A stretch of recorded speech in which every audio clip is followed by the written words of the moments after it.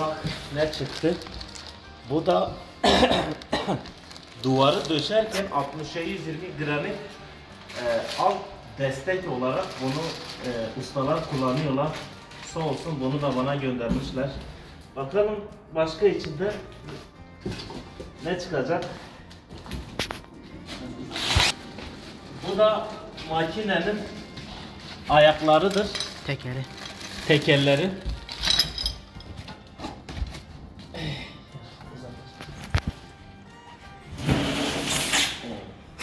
Gayet de güzelmiş ya.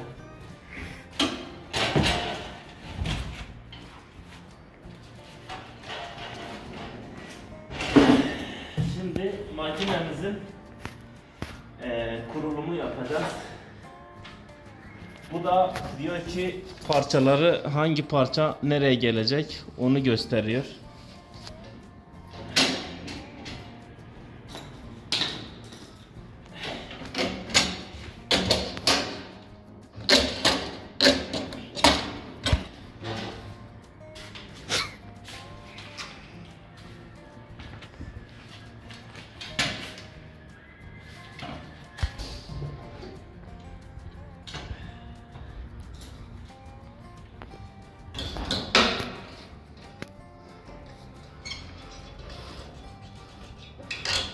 Bir dakika.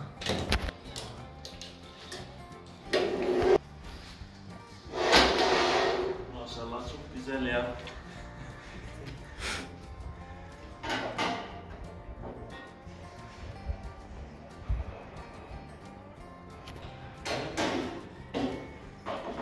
Buraya geliyor.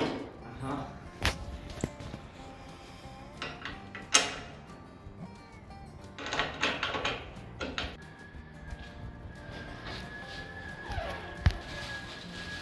Sıra tekerleklere geldi.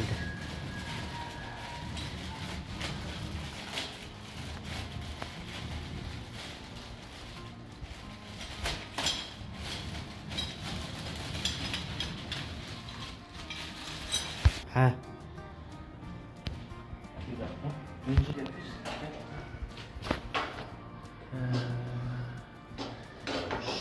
Şunu.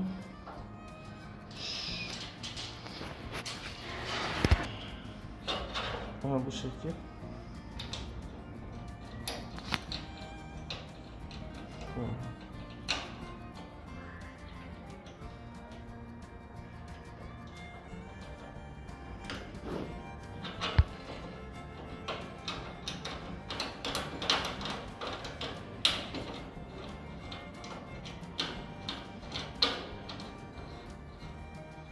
Tamam.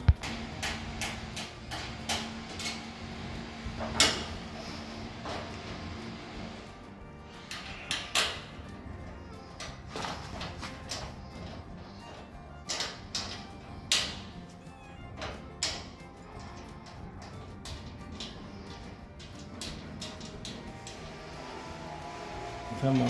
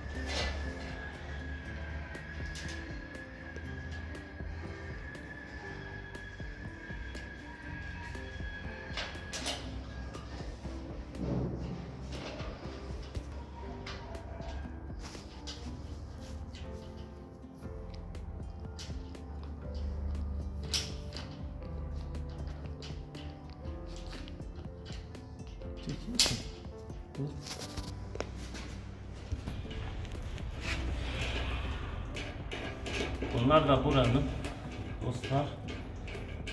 Şu demirin yukarıya, bu şeyin yüksekliği granit bazen kalın oluyor. Bunu hafif yukarıya çekiyorsun. Onu ayarlıyorsun. Onu sabitleştirelim şimdi.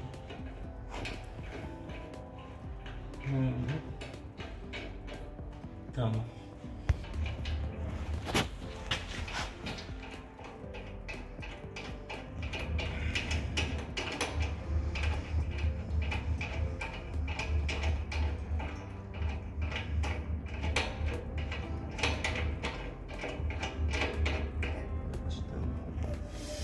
Şu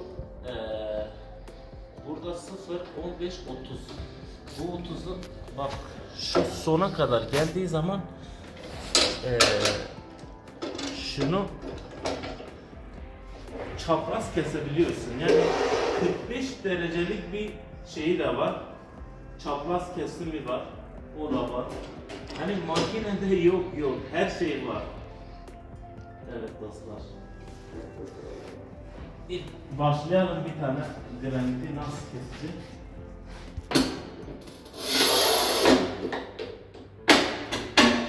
Gördüğünüz gibi çok güzel kestik. Vallahi çok beğendim.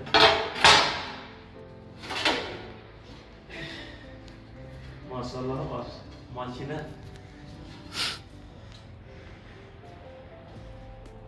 dostlar milim kesiyor.